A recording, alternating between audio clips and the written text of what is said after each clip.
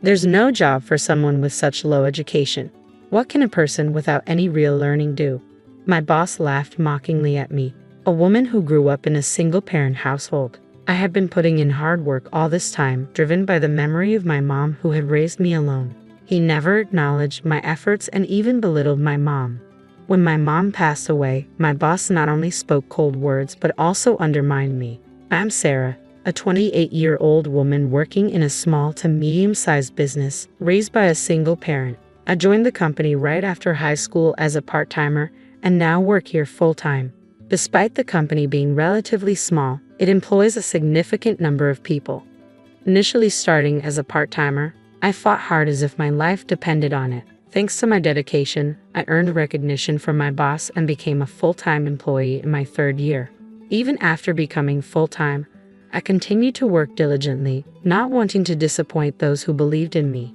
By age 25, I was handling more responsibilities than my peers and gaining trust within the company. With decent pay and bonuses, I could take care of my mom and live comfortably. One day, my direct boss retired and a new boss, Christopher, was assigned. It was sad to part with the boss who had nurtured and recognized me. I felt a slight anxiety about getting along with the new boss, but my hard work spoke for itself. Above all, my retiring boss assured me he would speak highly of me to the new boss, easing my worries. On Christopher's first day, I was called into a conference room, expecting to discuss our working relationship. Instead, Christopher threw unexpected words at me. Are you Taylor, the high school graduate from a single-parent household who started part-time and worked your way up? It shocked me to be confronted with my background out of nowhere. Christopher's tone was intimidating, judgmental. My first impression of this new boss was not favorable, but knowing we would work together, I aimed to keep things professional. Yes, I am Taylor. I look forward to working with you, I replied with a smile, trying to deflect the comment. Uncertain about Christopher's character, I resolved to handle the situation calmly. However, Christopher continued with unkind remarks. A single-parent upbringing, huh? You probably can't handle this job. You didn't even go to college. What can an uneducated person like you do? I was taken aback by his harsh words. I was stunned. It was true that I came from a single-parent household and had only graduated from high school, but I had consistently performed well in my department. I may not have a higher education, but I've been delivering results in my job, I told Christopher. I have a high school diploma, but I believe my work speaks for itself. I acknowledge my limitations, but I am still achieving good results, I explained to Christopher. I noticed that, however, your previous boss seemed to favor you quite a bit, he said with a crude, lecherous look. Perhaps you used some seductive tactics to get ahead. Christopher's baseless accusation stunned me. That's not true. My previous boss mentored me to help me perform my job better. There was nothing inappropriate, I insisted, feeling insulted by Christopher's insinuations about someone who had supported and guided me. I couldn't comprehend why Christopher would attack me so harshly, but it seemed to be his nature. The prospect of working under such a boss troubled me deeply. Christopher smirked at me, making it clear he didn't hold me in high regard. Despite his disdain, I resolved to prove myself. From what I've heard, this boss believes in meritocracy, I thought. If I could demonstrate my value to him, there would be no grounds for further criticism. Feeling there was no other recourse, I decided to turn Christopher's bias into motivation and redouble my efforts. As I returned to the office from fieldwork, Christopher immediately accosted me with raised voice. Hey, where have you been? He barked. I was out on scheduled fieldwork today, I replied, perplexed by his aggression. Ignoring my explanation, Christopher marched over. You're incompetent at your job. Just do these menial tasks. Organize these documents, he commanded, thrusting a towering stack of papers into my hands. It wasn't my responsibility, and I was pressed for time, but I couldn't disobey. Reluctantly, I began sorting through the documents under Christopher's satisfied gaze. Perhaps sensing my compliance, he began heaping more administrative duties on me from that day forward. Whenever I attempted to focus on my core responsibilities, Christopher accused me of neglecting tasks or chastised me for minor errors. He even belittled me, saying, "You can't handle this because you're from a single-parent household." Until then, my job satisfaction stemmed from delivering results and earning recognition within the company. I had been managing to support Mom and myself without complaint, but now the stress was overwhelming every single day. Quitting my job would worry Mom, and I couldn't bear that thought. So, despite my desperation, I continued working diligently. Then one day, Mom approached me with a request. Despite my financial support, she didn't intend to depend on me forever. Considering my future marriage prospects, she wanted to contribute and save some money for herself. I couldn't refuse her, so I approached the company. Luckily, they were hiring an office worker at the time, which seemed like a perfect fit, unrelated to my department. Hoping to avoid dealing with my difficult boss, I arranged an interview for Mom, and she was successfully hired. Mom began her new role as an office worker at the same company where I worked. She found joy in the comfortable environment, enjoying her daily routine. However, a week after she started, Christopher called me aside. "Your mom got hired as an office worker," he sneered.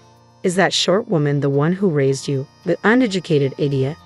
Christopher always wore a disdainful expression, mocking not just me but now my mom too. I couldn't fathom how he knew about Mom's employment without my mention. The stress I felt more than doubled. Hearing Mom spoken ill of hurt more than any insult directed at myself. Above all, I worried endlessly about whether Christopher would confront Mom directly.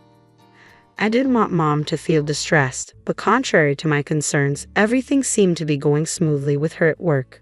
Christopher occasionally made snide remarks, but Mom, a strong woman who raised me single-handedly, seemed unfazed. She brushed off Christopher's comments like a child's insults, laughing them off. Witnessing her resilience relieved me. She appeared unaffected by Christopher's attempts to unsettle her. Even after that incident, Mom continued to thrive in her new workplace environment, paying no mind to Christopher's remarks. Then, one day, everything changed abruptly when Mom collapsed and had to be rushed to the hospital by ambulance. Thankfully, her life was not in danger, but she needed hospitalization for some time. I decided to take time off from work to care for Mom during her recovery. When I informed Christopher of my situation, his reaction was outrageous. "You plan to take time off for something so trivial? You must not take your job seriously," he scoffed, denying my request for leave. "I'll use the paid leave that I haven't taken yet. I'm the only one available to care for Mom," I asserted, despite Christopher's objections. Permission for the leave had already been granted by someone higher up than Christopher, who understood the gravity of the situation and supported my decision to be with Mom during this critical time. I had rarely taken leave before, but no matter how I explained it, Christopher wouldn't listen. "It's not about that, just leave an old woman whose life is short anyway," he callously remarked. His thoughtless comment made my blood boil. How could he say something like that when I was telling him about Mom collapsing? I had endured his behavior until now, but I reached my breaking point. "I can't work under someone like you anymore," I blurted out, unable to hold back any longer. I knew it might inconvenience others, but since Christopher had arrived, I'd been relegated to menial tasks. With no motivation left, I quit on the spot despite Christopher's surprised attempt to dissuade me. "You don't have to go that far," he said, fearful of the consequences of my resignation, but my decision was final. With enough savings to sustain myself for a while, I ignored Christopher's protests and focused on caring for Mom. After things settled down with Mom's care, I considered re-entering the workforce. While I initially thought about returning to similar work, my confidence had grown. Inspired by lessons in business management from my retired former boss, I took a bold step. I started my own company. I wanted to wait until things stabilized before telling Mom about my new venture. About a year passed, and my company was starting to find its footing when Mom's health suddenly deteriorated, requiring hospitalization once again. Balancing the responsibilities of caring for Mom and running my business was challenging, but I managed without taking any time for myself. Another year passed, and the company was thriving, offering reassurance of its stability. Though Mom's health hadn't improved, I wanted to ease her worries and planned to discuss it with her soon. Then suddenly Mom passed away. It felt unreal. A truly unexpected event. As her only child, I had no other family to rely on, so I had to quickly prepare to say goodbye. Suppressing my tears, I made necessary arrangements. Despite not having worked long as a clerk, many people from the company where Mom was well-liked offered to attend her funeral. Perhaps it was Mom's warm personality that drew them, but their presence was a comfort. On the day of the funeral, more people came than I had anticipated, a testament to Mom's popularity. Amid the pain of losing her, I felt pride seeing how many lives Mom had touched. However, as the funeral was concluding, one attendee caught my attention. "Long time no see. So that old woman finally kicked the bucket, huh?"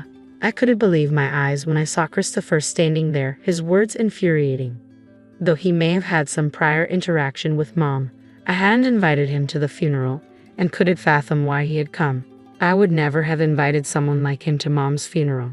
My old boss smirked at my stunned expression, the same disdainful look he wore when belittling our single-parent household. Unpleasant memories flooded back, and I could only glare at Christopher. Approaching me, Christopher handed over a bunch of flowers. "Here, some flowers. She may not have been able to give her daughter a proper education, but at least I can do this much." His words cut deep, delivered at such an inappropriate moment. I wanted to yell in anger but restrained myself. I couldn't let Christopher spoil Mom's funeral or inconvenience the other mourners. With a heavy heart, I accepted the flowers in silence. To my disbelief, the flowers looked like they had been hastily picked off the street. Had Christopher come all this way just to mock me like this? As Christopher saw my expression, his grin widened maliciously. That moment, my suppressed emotions erupted. I couldn't remain silent after hearing such disrespect toward my beloved Mom. "If this is how you truly feel about me, then I understand. In that case, I'll have to cancel our business deal with your company." Christopher stared blankly, clearly perplexed. "Deal? What are you talking about?" My former boss looked clueless, so I calmly explained the implications of my words. I had been asked by colleagues and seniors in the sales department to sign numerous contracts, though I want to terminate them all. "I need to reconsider our relationship with a company that employs someone like you," I declared firmly.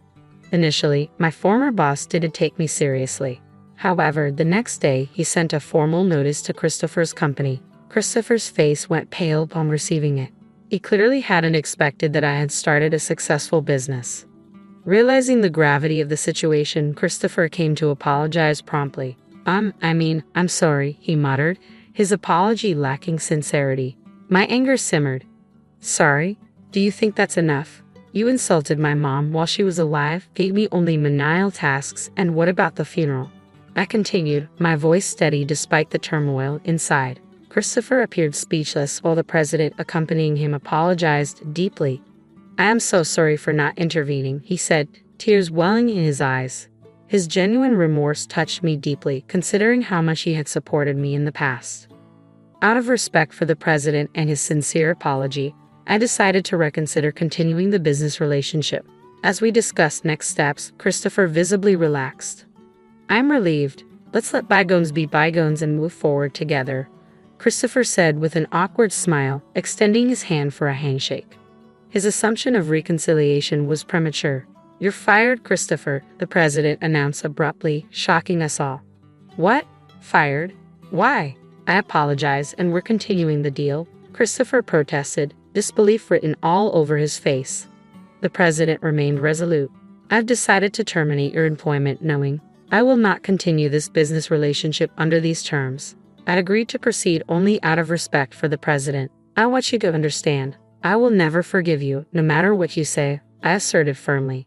Christopher fell silent, visibly affected by my words.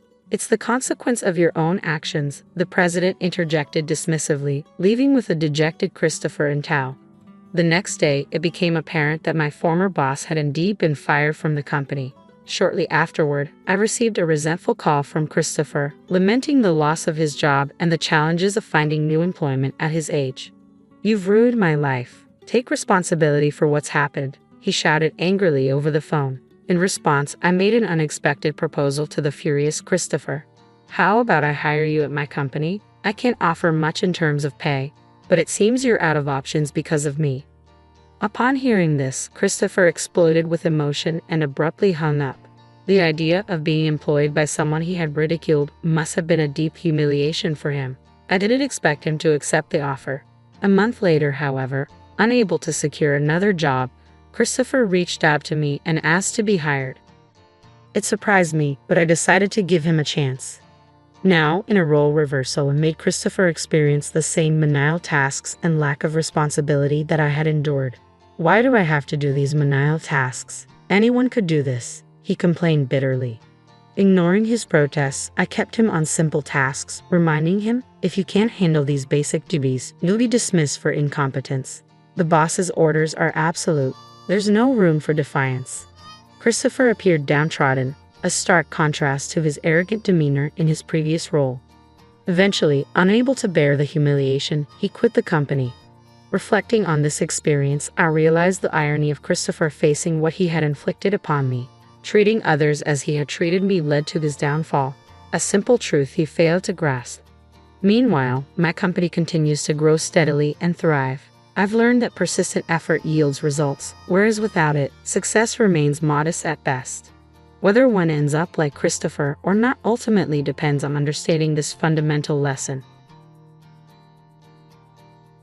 My heart sank as my mother-in-law brandished a knife, her words slicing through me like blades. You not only demand our son to handle household chores and childcare, but now you're also after our finances. Get out of this house, you lazy freeloader. You barely bring in $700. A chill ran down my spine as I stood there, sweat beading on my forehead. Despite pouring all my energy into managing the household and looking after the children in lieu of my unemployed husband, I found myself confronted with accusations and hostility. It was a crushing moment, a culmination of frustration and despair. I knew then that I had reached my breaking point. I left the chores unfinished, scooped up my child, and made a beeline for my parents' house. I'm Emily, 23 years old, residing with my husband, our little one, and my mother-in-law. My mind wandered back to the beginning. Richard, my high school's golden boy, a star on the soccer field and beloved student president. His return to our small town after landing a job was met with adoration from everyone. When he approached me, I was taken aback. After a few dates, we dove into a serious relationship. Even now, as adults, he remained my handsome, envy-inducing boyfriend. After graduating from vocational school, I discovered I was pregnant. It wasn't the typical order of events, but I held onto the belief that I could still carve out a happy life with my child and Richard. Our home echoed with discussions about our future post-marriage. How about moving into my parents' place after we tie the knot? Richard suggested. Why? I envisioned just the three of us, our child included, I countered. But won't that be expensive? If we stay with my parents, money won't be a constant worry. With both of us working, we could afford our own place, couldn't we? Well, about that, my income this month is pretty dismal. How bad? I pressed. Less than $1,000. What? How is that possible? I thought you were working at an IT company. I quit. Now I'm trying my luck at the casino and picking up part-time gigs. The casino? Why would you do that? My disbelief hung heavy in the air. It turned out he had quit his job after only a month. If you're okay handling all the expenses, I'm fine with fitting an apartment, he stated matter-of-factly. His detached demeanor left me feeling uneasy, questioning if I was the only one truly invested in our fresh start together. Sensing my apprehension, he grasped both of my hands firmly. It's just temporary until I secure another job. I'll make you happy, Emily. I'll take care of all the household chores and child rearing until then. Trusting in his assurances, we exchanged vows. Our journey together began in his parents' home. Following a safe delivery, I pledged to give my all for my son. Both Richard and my mother-in-law appeared content, and I eagerly anticipated our shared journey ahead. However, even after our son was born, Richard neglected his responsibilities, opting to spend his days at the casino. After the casino again, what about helping with the household chores and caring for our child? I confronted him about his broken promise. Don't you dare tell me what to do. Richard's sudden outburst caught me off guard. Perplexed by the sudden tension, my mother-in-law intervened, drawn by the commotion. What's all this noise? It's just that I'm overwhelmed with work, and she's asking for assistance with chores and childcare, I explained. What? That's a wife's duty. My mother-in-law's response left me stunned. Richard hadn't informed his mother about quitting his job. Instead, he painted me as an unreasonable wife, burdening him with household chores and childcare. Initially, my mother-in-law, who had been kind, grew to resent me after buying into Richard's narrative. Despite his sporadic part-time work and frequent trips to the casino, where he barely earned $700, Richard persisted in his fruitless attempts to double his earnings, often losing everything. I shouldered the majority of our living expenses, which made our lives increasingly challenging. Unable to bear the financial strain any longer, I reluctantly re-entered the workforce. After dropping off our son at the childcare center, I was fortunate to secure a job as a dental hygienist rather swiftly. However, upon returning home each evening, I was greeted by my mother-in-law's tirades. "What time do you call this? This isn't playtime. You're a parent, yet all you do is gallivant around. Get dinner started now." In her frustration, she slammed the newspaper she was holding onto the floor, a common occurrence whenever she was upset. My mother-in-law had a volatile temperament, her mood shifting at the slightest provocation. The unpredictability of her reactions left me feeling powerless. Juggling the responsibilities of caring for my young son, working and managing household chores left me mentally and physically drained. Unable to endure it any longer, I resolved to confront Richard once again. I intercepted him early in the morning before he headed out to the casino. "Listen, I've reached my breaking point. Can't you lend a hand with our child, even just a little?" "What?" "Like I said, I'm swamped. I'm gearing up to find a new job. You get that, right? Or would you prefer I stayed unemployed forever? Imagine the father of your child, Douglas. If you're not happy, just follow orders." "But we're barely getting by as it is. I'm covering all our food expenses with my savings, you know. Have you any idea how costly diapers are? You claim to be earning at the casino, yet you never contribute any money." Most of our living expenses were covered by my earnings. Initially, my mother-in-law handled the utility bills, but recently she began requesting $500 per month, forcing me to dip into my savings. Even our grocery bills were eating away at my dwindling funds, leaving me with little left. All I had to rely on was money I had saved from a part-time job during my student days. "Enough. How dare you talk back to me? After all, you're the one who moved into my house." Richard, typically gentle, underwent a stark transformation when money or casino matters were involved. His outburst drew my mother-in-law into the room. "What's all this now? Is your wife causing trouble again?" she interjected. "Yeah, she is. She's insisting I do housework, look after the child, and foot the living expenses. And on top of that, What audacity you have, Richard. You ought to be heading to work." "Thanks, I'll handle it from here," Richard declared loudly as he stepped outside. Mother-in-law's eyes narrowed. "You've got some nerve, burdening us with childcare and household chores while demanding money. It's disgraceful." "It's not like that. I'm not making demands. It's just that without a little assistance, life is incredibly challenging. Perhaps you're not managing it well. Are you being careless with money?" Mother-in-law seemed oblivious to the reality. She had no idea that her own son was unemployed and spending all his time at the casino. I had been instructed to stay silent, but I was at my wit's end. "Do you know that Richard isn't bringing in a single cent? He's unemployed because he quit his job." "What are you implying?" "Richard has always been outstanding. Yes, he may have stumbled with his college entrance exams, but he landed a job at a reputable company afterward. He quit that job after just a month. Now, he's always at the casino. I can't sustain us on my savings alone." "That's absurd. Stop spouting nonsense." Mother-in-law vehemently rejected my claims. Her son, who had always been a star in sports and academics, was her pride and joy. The idea that he was now unemployed and squandering his time at the casino was too much for her to accept. Her face flushed with anger, mother-in-law stormed out of the room. When she returned with deliberate steps, I was taken aback to find her wielding a knife. "What are you intending to do? Please put it down," I pleaded, edging away while cradling my son. Mother-in-law closed in slowly, the blade held menacingly aloft. With a chilling precision, she brought the tip of the knife to my throat. "Enough of your insults toward my son. Having a wife like you is dragging Richard down. You're a lazy leech, surviving on a measly $70,000. Leave this house." Her harsh words sent shivers down my spine. Any sudden move could endanger my son. Seeing my silence and the fear etched on my face, mother-in-law seemed satisfied and lowered the knife. "But you understand. There's no place for parasites like you. Just keep quiet and tend to your chores," she spat before retreating to her room. Relieved of the immediate threat, I crumpled to the floor, my son's sobs echoing in the tense air. I comforted him with gentle strokes on his back, but inside, a resolve solidified. We couldn't remain in this house any longer. The casual threat of a knife was unfathomable. She seemed devoid of humanity. I had been swayed by Richard's honeyed words until now. After each argument, I felt compelled to stand by him, believing he'd crumble without me. But I had reached my breaking point. Above all, my maternal instinct screamed to shield my sobbing son in my arms. This environment was no place to raise him. The decision was made. We would leave the next day. In the morning, my mother-in-law's stern voice pierced the air. "Emily, please prepare for my husband's memorial service next week. All our relatives will be attending, so ensure everything is flawless," she commanded before hurrying off to a neighbor's house, leaving no room for my response. The following week marked my father-in-law's memorial service.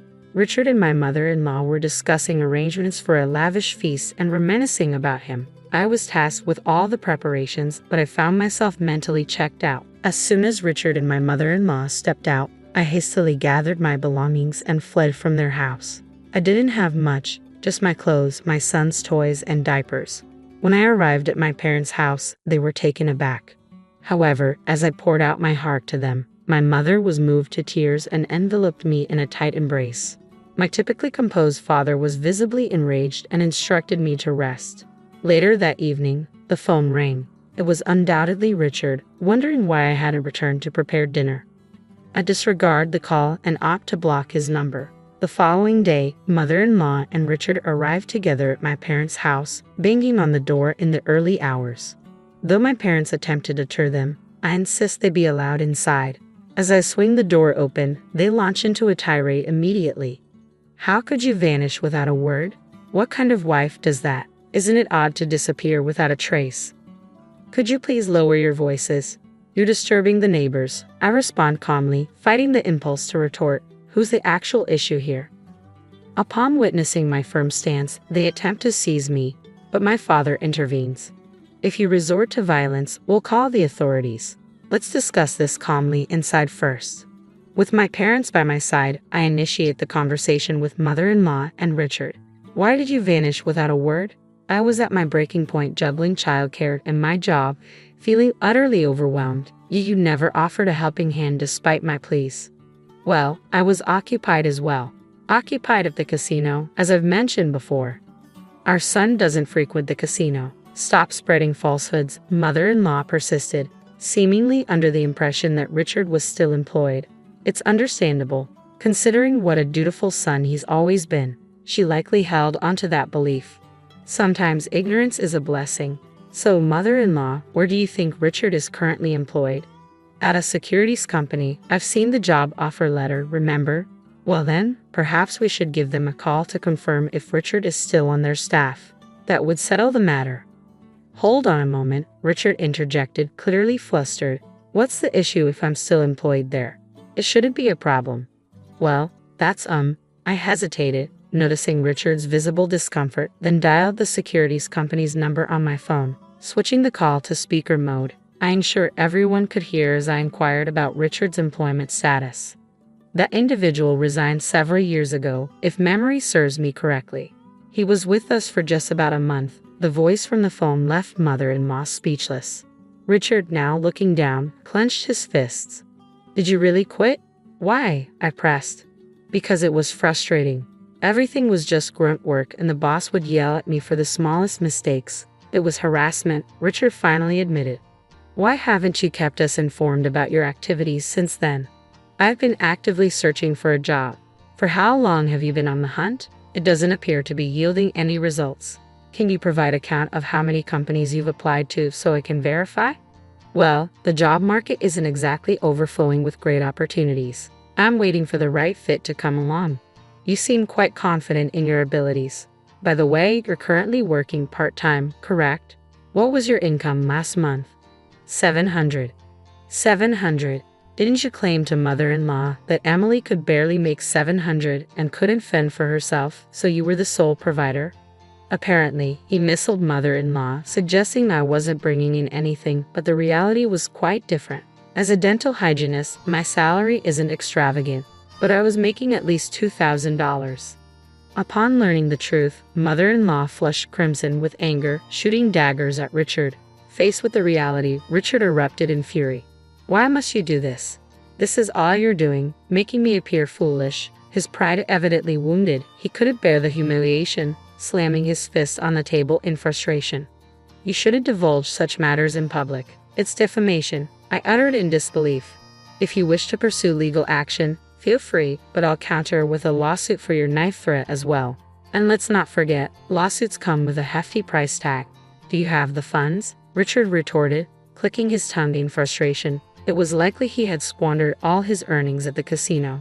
Meanwhile, mother-in-law remained in shock upon discovering the truth about Richard's unemployment.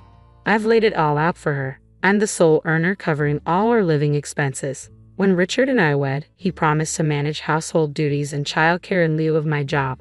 But once married, he failed to fulfill any of those obligations.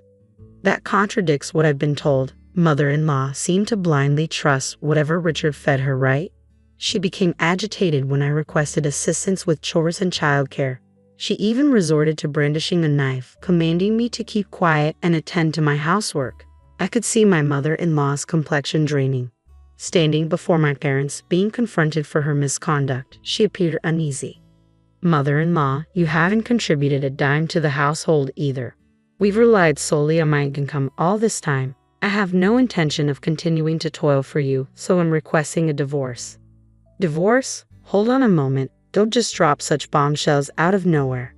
Yes, indeed. I'll pitch in as well, so please reconsider and return, they implored. No, thank you, I firmly reiterated, their surprise evident in widened eyes. It was likely a shock for them, accustomed to my usual compliance even amidst shouting or persistent pleas, to hear my unequivocal refusal this time. I refuse to live with someone who resorts to wielding a knife to assert dominance. I'm exhausted from sharing a roof with Richard, who spends his days gambling at the casino. I intend to seek compensation for all the labor I've contributed thus far, as well as child support. That's going to be quite a challenge. I simply can't afford such payments, mother-in-law protested. Well then, cease gambling immediately and start making payments, I countered. But I can't possibly do that. I'm unemployed. Richard's admission left me flabbergasted by his sheer lack of foresight. You're unemployed because you're too selective about the jobs you're willing to take. Do you have any idea what it means to be willing to do whatever it takes? There aren't many companies out there willing to hire someone with no significant qualifications or work experience. Don't take society for granted. Many people are out there working tirelessly in challenging conditions to make ends meet.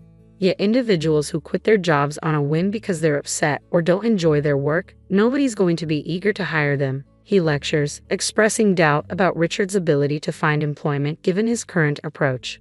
I'll have my lawyer handle the divorce proceedings. Please refrain from contacting me in any way from now on. What about us? How can you be so selfish? What will become of us? Mother-in-law's anger flared at my statement. I'm not sure. Perhaps you should find a way to support yourself, I retorted, deliberately adopting a puzzled expression in response to her heated words. Heartless. I won't tolerate being called that by you. Remember when you referred to me, your daughter-in-law, as a leech surviving on a meager $700 a month? It was you who held a knife to my throat and demanded my silence. And by the way, the lazy individual earning $700 a month is sitting right beside you. Aren't you going to ask him to leave? As I spoke, mother-in-law trembled with rage. Perhaps I had pushed too far. Suddenly, she lunged forward, grabbing my collar. Stop it. I warned you, I'll call the police if you lay a hand on her. My father intervened forcefully, trying to pull her away, but she was too agitated to be restrained. So, not content with threats of a knife, now resorting to physical violence. Barbaric, wouldn't you agree it's best not to compound your offenses? I challenged mother-in-law, met with a resentful glare. Disregarding her, I turned my attention to Richard. I held on to hope that you would change, but I'm relinquishing that now. My priority is to protect our son. I won't burden you any longer. I'll handle the finances, the household chores, and childcare. Please come back. You'll handle the money? Really? Even with careful budgeting, it exceeds $1,000 a month. Can you manage that? Richard's complexion paled at my words. He had never earned more than $1,000 since quitting his job. But I have Mom's pension. So you're admitting you're relying on my pension now? Even my usually composed mother-in-law couldn't contain her frustration at Richard's absurd declaration. I don't have any other options. I'm unemployed. I've been doing some part-time work now, Richard replied defensively. Can't we attempt to resolve things? Mother-in-law interjected, hoping for reconciliation. Finally breaking his silence, my father addressed Richard sternly. Richard, you and your mother have taken undue advantage of our daughter. Had I known your true character, I would have vehemently opposed this marriage. I refuse to allow her back into your home. I'm cutting all ties with you.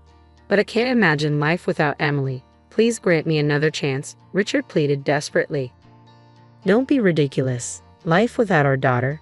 Yet you're already relying on her. A man unwilling to strive for his own livelihood and to ensure his wife's well-being doesn't deserve our daughter. Leave at once. My father's voice carried an unusual edge, sending shivers down my spine. Richard knelt, head bowed, a pitiful sight devoid of the charm I once saw in him during our college days. Please reconsider, Emily. I'm begging you, Richard implored, his voice tinged with desperation. But my parents remained resolute. They had reached their limit. I refuse to be treated like a servant by the two of you any longer. Please refrain from involving me in anything moving forward, I asserted as we ushered them out of the house, swiftly locking the door behind them. For a while, they pounded on the door, shouted, but when a passing police officer intervened, they hastily fled. Afterward, I learned that Richard had been disowned by his mother and ejected from their home. He now resides in a dilapidated apartment, scraping by on welfare and sporadic part-time jobs. His volatile temper renders him unable to hold down any job for long, leading to a revolving door of positions at convenience stores, construction sites, and the like. Financial strain weighs heavily on him. In his efforts to meet his obligations for compensation and child support, Richard juggles multiple part-time jobs, leaving little room to pursue full-time employment. Rumors circulate that he still frequents the casino and may even be in debt. However, I pay little mind to such hearsay. News of Richard's downfall spreads rapidly among our former high school peers, prompting numerous sightings and updates. Reports of his eviction by his mother and their frequent altercations become common knowledge. His unemployment and abandonment by his wife become public gossip. Undoubtedly, his mother feels a deep sense of embarrassment after years of boasting about her son's achievements. She seldom ventures outside now. With the unwavering support of my parents in managing household duties and caring for my son, I continue to work. I now enjoy more quality time with my son, no longer needing to rely on daycare services. My parents' assistance has provided me with newfound freedom and stability. Taking care of him has made everything so much better. I only wish I had initiated the divorce sooner. Moving forward, I'm determined to cherish every moment I spend with my son and witness his growth up close. You're saying you can't go on the trip I planned. If you don't come, you're no longer family. It's common sense since you married my son, isn't it? I am my mother-in-law, said to me, seeking agreement from Cody. I halted Cody, who seemed like he wanted to say something, and reluctantly consented to her proposal. Goodness, marrying someone so naive to the world is such a hassle.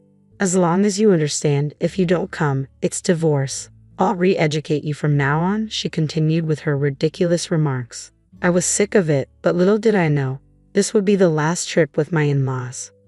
I'm Liliana, 32 years old, and I run an app development company. It's still a small venture, but I love my work and every day is a joy. My husband Cody is 37, 5 years older than me, and works at a bank. Both of us are passionate about our work, often discussing it for hours until the early morning.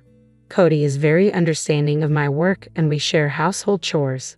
Despite being married for 4 years, we don't have kids yet, but we both like children and hope to have them someday. My family runs an auto parts factory founded by my dad. It's now managed by my brother, which gives me the freedom to pursue my dream of starting my own app company. Even though our industries differ, I often consult with my supportive brother and dad, making my family a significant pillar in my life. Cody's family runs a small factory, and as an only child, Cody was expected to take over. However, he chose banking instead, much to his parents' disappointment. There were valid reasons for his decision. Firstly, the factory wasn't thriving, and Andy, his father, was considering shutting it down. Running a small factory is tough nowadays. As a child, Cody often heard his father talking with bank employees over the phone. Once he met a kind and cool banker during a visit to the factory and started accompanying his father to the bank for meetings just to meet him. Eventually, Cody aspired to be a banker, studied hard, and now works at a major bank. Our marriage seems fine on the surface, but it's not going well. Faye doesn't think highly of my job since I can work remotely. There are days I work from home, but she sees it as a frivolous job and doesn't understand it at all. I get it, for an older generation like our parents, my job is hard to grasp. It's not physically demanding, but it's still work and it can be exhausting. I always adjust my work schedule around the in-laws' plans so I never inconvenience them. I don't insist on them understanding, but it's frustrating when they think remote work is easy just because I have a flexible schedule. There are other things Effie disapproves of about us. We built our house when we got married, located about halfway between our parents' homes. Despite taking different routes, it takes less than 30 minutes to reach either house. As a dual-income couple, we manage our spending and savings separately. We value our independence and privacy even as a couple. We contribute a fixed amount for living expenses every month, save the rest for the house, and manage our own money. Otherwise, Effie disapproves of this lifestyle too. She thinks it's wrong for a couple to talk about privacy. According to her, it's odd for family members to have secrets, and she doesn't consider them a true family. I think because Effie doesn't like me, she finds fault in everything I do. She adores her son Cody, so I'm just a nuisance to her. Every time we meet, she makes snide remarks about us not having children yet. It's something I'm sensitive about, and I'd rather not be reminded. Childbearing is a delicate topic, and usually it's polite to avoid it, but Effie brings it up every time, so I've started to avoid her to not worry Cody. I've been staying late at work on purpose to avoid meeting her. Effie has done many other surprising things, but there was one incident I couldn't forgive. It happened on the day of my best friend's wedding. After her wedding, my friend was moving abroad, and we wouldn't be able to meet as often since we both work. I was really looking forward to celebrating her big day. However, a week before the wedding, Andy came to me with a request. He had an important business reception and wanted me there. I naturally refused. The only thing more important than my friend's wedding would be a parent on their deathbed. That night, something unexpected happened. When I got home from work, my in-laws were at our house. As soon as she saw me, Effie confronted me angrily. "Liliana, what are you thinking? Refusing Andy's request is outrageous. You're my son's wife. It's only natural to prioritize family obligations. Your refusal is unacceptable. You need to rethink your priorities," she yelled at me. Cody was there too, but he said nothing. After asking, I found out the reception was critical for the future of the company. But to me, my best friend's wedding was just as important. I told Effie that I understand what you both are saying, but my best friend's wedding is an important event for me, and I don't want to miss it. Besides, I'm not even an employee of Andy's company. As I said this, even Cody chimed in. "Can't you make an exception this time? This is really about the survival of the company. I'm going to, and it's a family effort. We can make it up to you for missing the wedding. It's a family crisis. Can't you help us?" I was shocked. I never thought Cody would say such a thing. He knew how much I was looking forward to the wedding. Then Andy spoke. I understood Liliana's point, but this time, we really needed her help. The atmosphere made it hard for me to refuse. It wasn't just any reception. In the end, I reluctantly agreed to skip my best friend's wedding. I told my friend the truth and explained why I couldn't come. Given that I had previously talked to my best friend about my family situation, she understood my predicament. In fact, she was more concerned about me. I'm fortunate to have such a kind friend. I felt guilty for missing her big day, but once the decision was made, I had to focus on making the reception a success. On the day of the event, Cody and I arrived at the venue early and tried to contact Effie. However, for some reason, Effie didn't answer her phone. As I worried about what to do, the in-laws finally arrived at the venue just 10 minutes before it was set to start. To my surprise, they were in a disheveled state, with messy hair and their suits and shirts all wrinkled. I was shocked and asked Effie what happened. "What's with your shirt? Today is an important reception, right?" She awkwardly responded, "I just overslept, Liliana. Make sure you're not rude." I was so close to snapping back with, "I don't want to hear that from you," but somehow I managed to hold back. I really want to give myself credit for keeping my composure during the reception. Effie, not knowing how to converse properly, made a series of rude comments to our guests. It seemed she meant them as jokes, but their strained smiles made it clear they weren't received well. As expected, we didn't secure the contract, and the reception ended without success. I thought to myself that it was to be expected. If I had known it would be like this, I would have preferred to go to my best friend's wedding. I was infuriated at being dragged into such a disastrous reception, ruining my plans and causing issues with the in-laws. To my dismay, they didn't acknowledge any wrongdoing. According to them, after such a lavish reception with no contract, it's almost like dealing with con artists. Good thing we didn't make a deal with such strange people. I was speechless with astonishment. How can they be so blissfully unaware? After this incident, I became even more uncomfortable with my in-laws and started avoiding them. But unfortunately, there's something I can't avoid. Cody's family has a tradition of going on a family trip every year since his childhood, and it has continued even after we got married. Since our marriage, I've been expected to join these trips, but I'm always stuck with the chores and driving, arranging hotels, booking, researching tourist spots. All these tedious tasks are my responsibility, and if I dare to voice my opinion, I'm immediately shut down with "don't overstep." Even when we visit tourist spots, I'm often left to stay in the room, never getting to visit places I like. Honestly, I dread these annual family trips and always hope I might fall ill on the day. Now, this year's trip season has arrived. Despite their claims of being financially tight, my in-laws insist on a lavish trip as usual.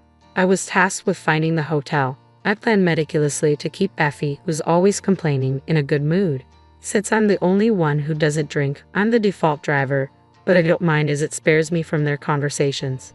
However, a crisis occurred just before the trip. I received news that my mom had collapsed and was in critical condition. In such a situation, going on a trip, even a short one, was out of the question.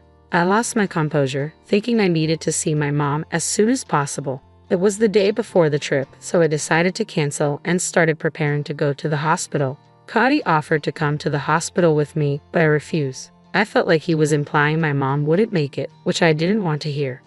When Cody and I went to tell Effie we couldn't join the trip, she exploded in anger. "You're saying you can't go on the trip I planned. If you don't come, you're no longer family. As my son's wife, it's common sense to prioritize the family trip, right?" "Right, Cody?" Effie said, seeking agreement from Cody. Effie interrupted Cody, who looked like he wanted to say something, as if to say she wouldn't entertain any opposing opinions. In that situation, I was so dumbfounded that I couldn't find the words to speak. Nothing could be more important than being with my mom in her critical condition. Just as I was about to respond, my brother called. It seems mom's condition is serious but a bit stable. I expressed my desire to rush to her, but he said visiting isn't possible right now due to a contagious disease outbreak. He mentioned that if she recovers, we could arrange a short visit later, so there was no point in coming immediately. Hearing this, I hesitated about what to do. Noticing my indecision, my brother asked what was wrong. I honestly explained the situation about the trip and my current dilemma to my brother. A bit angry, he made a good suggestion I hadn't thought of in my distress. The trip destination was near my parents' home. He assured me that I could quickly get to my family's house from the hotel if needed, and there shouldn't be any problem. Indeed, that's true. If I can't visit the hospital, staying at home or at the hotel doesn't make much difference. Accepting my brother's suggestion, I told Effie, "All right, I'll go on the trip." Effie responded, "Goodness, if you had said that from the start, I wouldn't have had to get angry. It's hard to marry someone so naive. As long as you understand, if you don't come, it's divorce. Honestly, I'll have to re-educate you from now on." Cody looked surprised, but we agreed to go on the condition that I could leave for the hospital if needed. He remarked, "It would be trouble if our driver suddenly disappeared, right?" "Oh, good, you're part of this family now, so our needs come first. Remember your role as my son's wife. This is a major event. The family trip should be your top priority." Her triumphant attitude and obvious excitement really irked me. But to avoid further trouble, I decided to endure it. On the day of the trip, I was so worried about Mom that I couldn't put down my phone. Yet Effie was drinking beer from the morning. The back seat of my car, which I was driving, turned into a party scene. I was surprised to see Cody joining in the drinking. However, this was a trip for which everyone had rearranged their schedules. I told myself that it would be nice if everyone could enjoy the trip since we had all made the effort to come. During the trip, Effie's whims were relentless demands to stop for the bathroom immediately or to go to the grocery store for more alcohol. I felt like a servant, but I was prepared to endure such things. That's when my mobile phone rang. It was a call from my brother, thankfully informing me that Mom had survived. Her condition had stabilized and she had regained consciousness. The diagnosis was subarachnoid hemorrhage. However, I couldn't be completely at ease yet. There were concerns about potential after effects. It was reassuring to have my brother keeping me updated as I was feeling anxious. When I shared the news of Mom's recovery with my in-laws, Effie commented, "If she's better, there's no need to bother us with such news. You're making a big deal out of nothing." And then Andy added, Exactly, no need to spoil our trip with such grim news. We're supposed to be enjoying ourselves. I was disgusted that Andy shared Effie's view and didn't want to think of these people as my family. During the trip, they made a ruckus in the hotel, drinking and partying, which was truly embarrassing. This incident deepened my distrust of my in-laws. Thankfully, Mom's condition remained stable, and there was no need to rush to the hospital, allowing us to complete the trip and return home. I was relieved. While I was sorting out the laundry, Effie came to our house. Wondering what it could be this time, she said, "You have a dryer at your house, right?" "We don't have one, so let me use it," and showed up with loads of laundry. I was exasperated and replied, "There's a laundromat with dryers. I have a load of laundry of my own, and I'm using it right now, so it's not possible." To which she retorted, always so stingy, "Once you're done, it's fine. I'll come to pick it up tomorrow. Leave it finished by then," and attempted to leave her laundry in our washroom. Cody stepped in. "Go to a laundromat. Liliana is tired, and she has to work tomorrow. It's not possible." Effie got angry, feeling her son was defending me. She left in a hurry, spewing insults and slamming the door, leaving the laundry behind. In hindsight, if things had been different that day, maybe the course of events would have changed. Later, Effie returned and said, "During the trip, I realized something, Liliana. You lack awareness of being married to Cody. We might face similar situations in the future. Since we couldn't discuss it, I've decided that Liliana should make a decision." She put a family contract and divorce papers on the table. I was speechless. What even is a family contract? It was ridiculous and confirmed my belief that she can't have a normal conversation. The saving grace was Cody's reaction. He said, "I have something to say. If you keep imposing your biased views on us, I'll cut ties. I can't deal with this anymore." "What do you think, Liliana? She's not your servant or housekeeper. You're the one who's mistaken about your position." Effie was stunned. Until now, Cody had hardly ever opposed anything. It wasn't because he agreed with Effie's ideas, but rather he kept quiet to avoid the hassle. Following Cody's words, Effie's anger turned towards me. "You've changed Cody since marrying him. He used to be so sweet. It's crazy for him to talk to me like that. You must have brainwashed him. Turn him back to the old Cody," she accused, confronting me. She believed I had supposedly brainwashed Cody into defying her. But then Cody spoke up for me. "The one doing the brainwashing is you, right? Always going on a rampage without listening to anyone's opinion. Frankly, you're a toxic parent. You never let me do what I wanted to after getting married. Instead of calming down, you started spewing your venom at Liliana. Enough is enough. I'm not going to divorce, and if you have a problem, you should stay out of our lives," Cody said. Hearing this, Effie turned to Andy, who was with her, and burst into tears. Andy responded, "If that's what Cody thinks, then fine. We'll cut ties, do whatever you want," and stormed out. I was surprised but happy that Cody stood up for us like that. Feeling frustrated, I told my brother about this. He became furious, saying he couldn't stay silent if they were acting this way. He decided to take action. It led to a tragedy in the in-laws' family. Turns out, my brother's company was a client of my in-laws' company. We had kept our family's company name a secret to avoid creating a power imbalance. The in-laws had no idea they were dealing with my family's company. But with things as they were, we couldn't continue like this. Though I had been patient, avoiding mixing business and personal matters, it had reached its limit. My brother had been having issues with them not meeting deadlines. "You can't cherish those who don't cherish you," he said. I discussed it with Cody before talking to the in-laws, and he agreed. Cody also said he had had enough. My brother ended the contract with the in-laws company. It was a business decision. They had been a problematic company, not paying on time and missing deadlines. But we had tolerated it because it was Cody's family's business. But there was no longer a need for that. Later, when my in-laws found out about this, they came to us in tears. Now they're constantly apologizing. They pleaded with my brother to reconsider the contract, but of course, that was impossible. It was their responsibility for not meeting deadlines. They should have been grateful for our patience. Cody explained everything to his parents, but they refused to accept it and ended up cutting ties in a rage. Cody wasn't sad. He felt relieved. He had been torn and tired, struggling between us and his family. Since then, we've been living peacefully. I learned that Cody had been supporting his family financially, but he stopped that.